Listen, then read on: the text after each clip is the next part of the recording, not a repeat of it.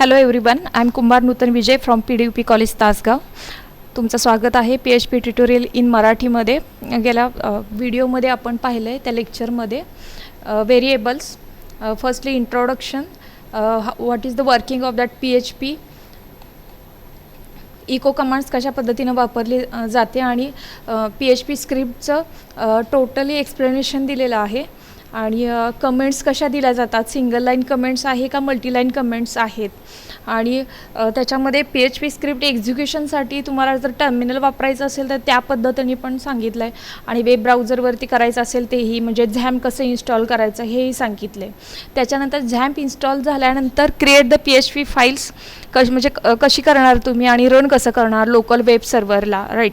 So these are all about the summary of before lectures. Here data टाईप्ससुद्धा मी सांगितले होते की बुलियन्स काय आहे, इंटिजर्स, फ्लोटिंग पॉईंट्स कन्सेप्ट आहे, double, strings, null, arrays also, right, and resources. मग आता थोडंसं व्हेरिएबल नेमिंग रूल्स काय कन्सेप्ट आहे की व्हेरिएबल्स आर कंटेनर, म्हणजे these R the containers for storing information, right. So the variable can have short name. Just you have to put here the dollar sign before variable name or a more descriptive name also. For example, the $h, $car name and the dollar total volume. So you have to must use, म्हणजे तुम्हाला use करायचं आहे variable जेव्हा तुम्ही declare करताना तर त्याच्या आधी तुम्हाला डॉलर साईन द्यायचं आहे. मग रूल्स काय असणार आहे, त्याचा नियम काय असणार आहे PHP व्हेरिएबलमध्ये. रूल्स कोणते तर variable must start with the dollar sign, म्हणजे त्याची सुरुवात जी आहे ते डॉलर साईननीच झाली पाहिजे. The first character after the dollar must be a letter from A to Z, right. और you can also give the underscore also. So a variable name cannot start with a number, आणि जो व्हेरिएबलचं नाव जे आहे त्याचं सुरुवात हे नंबरनी नको व्हायला. A variable can only content alphanumeric characters and underscore. That means A to Z, it will be small also and it will be the capital also, right.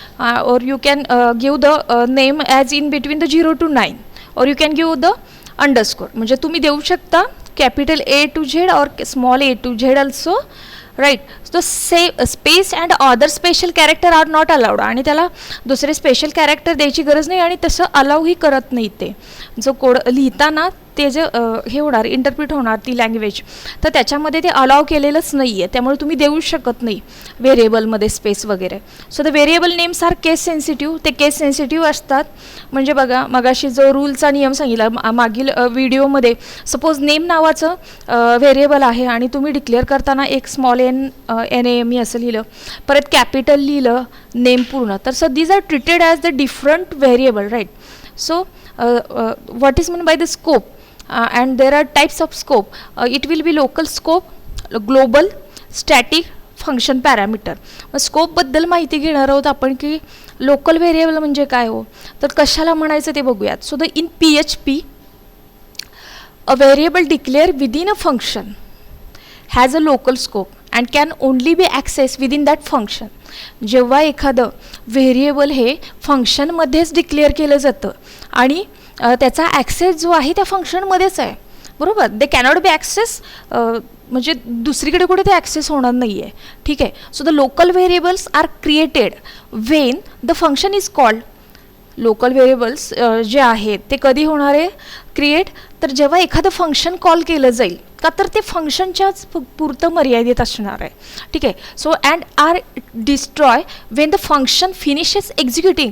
आणि ज्या वेळेस फंक्शनचं एक्झिक्युशन जे तेव्हा थांबेल तेव्हा तो ॲटोमॅटिकली लोकल व्हेरिएबल तो destroy होणार आहे. Here will be the example. इथं आपण उदाहरण बघूया की it's I think it's right opening tag of PHP. Here we have to give, म्हणजे you have must right here the function my test, right. So opening brass $x is equal to 5. It will be the or it is the local scope variable because it is in the function, right. So echo variable x inside function is $x, right. Then after that you have to close that brass. So my test, that means here is the using x outside the function will not work.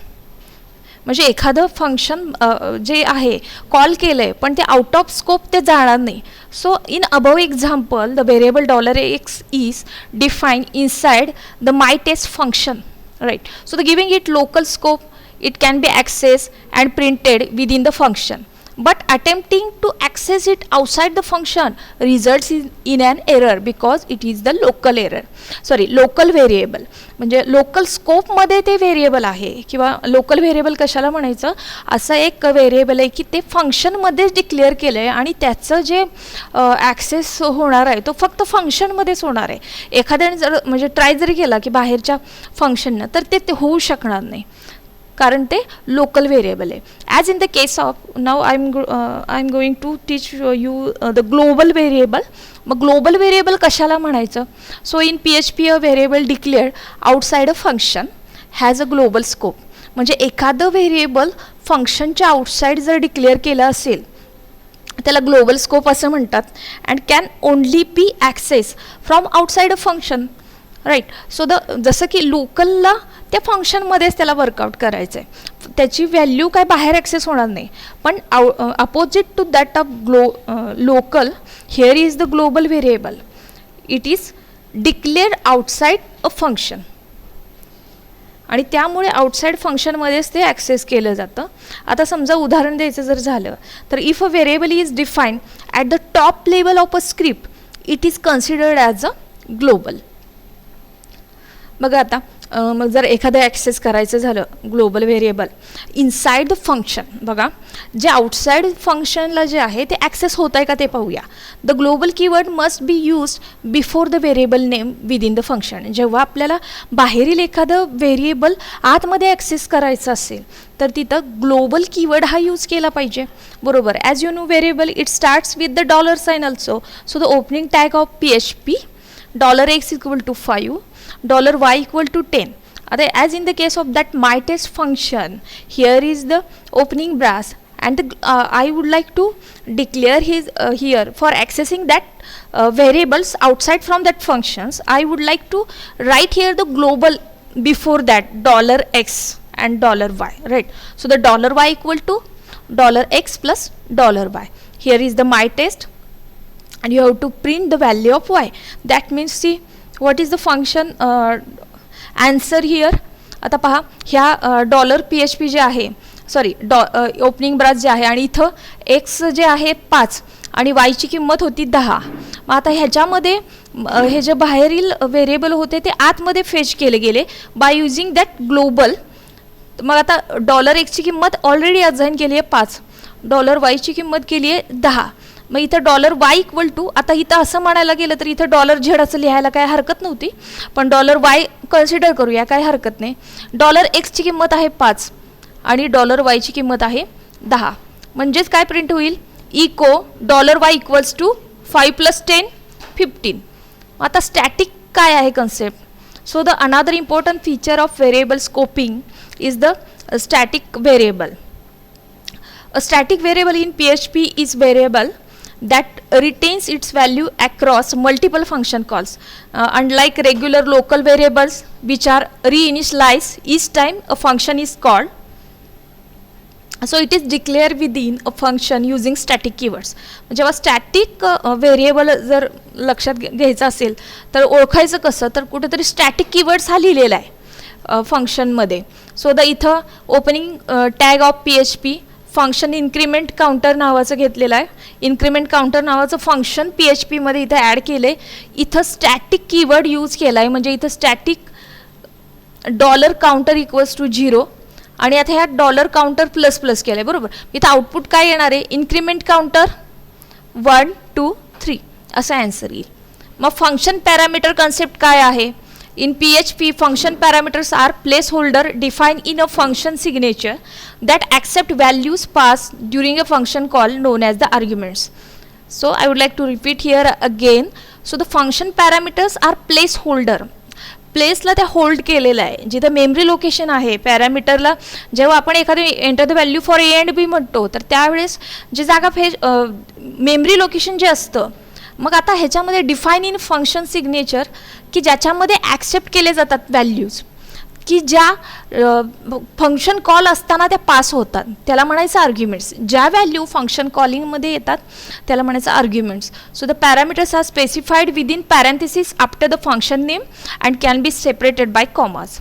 So the function can have 0 or more parameter also, right? So the number of parameters must match the number of arguments provided unless default values are used. Here is the example function to $x and $y. These are the parameters which will be used in that function. If $x mod $y equals to 0 म्हणजे $x आणि $y. आता ह्याला x ला जर y ने भागलं आणि त्याचा reminder जर 0 आला मग त्याचा रिटर्न काय असणार आहे? Return x plus y and return $x. Here is the $a equals to 6 and the $b equal to 3 and the echo output is 2. कारण 6 भागिले 3 बरोबर, मग त्याची बाकी 0 येते म्हणून आउटपुट हे 2च असणार आहे. ठीक आहे. अनसेट व्हेरिएबल म्हणजे काय? So in PHP the unset function is use to destroy. So काही जे काय आहेत unset variable, unset and unset, right. So हे जे फंक्शन आहे it is use to destroy a specified variable or array elements effectively removing it from memory. एकदा का ह्याचं फंक्शन जे आहे अनसेट फंक्शन का वापरलं जातं तर त्या फंक्शनचा वापर काहीतरी डिस्ट्रॉय, पण काय करतं destroy? A specified variable or array elements remove करण्यासाठी किंवा डिस्ट्रॉय करण्यासाठी अनसेट. सेट प्रस्थापित करणे, अनसेट जे प्रस्थापित झाले ते नष्ट करणे, डिलीट करणे, म्हणजे which will be effectively removing it from memory and freeing off associative resources. So these are all about the only functions, global variable, scope variable. So thank you so much for joining today's session. Have a nice day to all.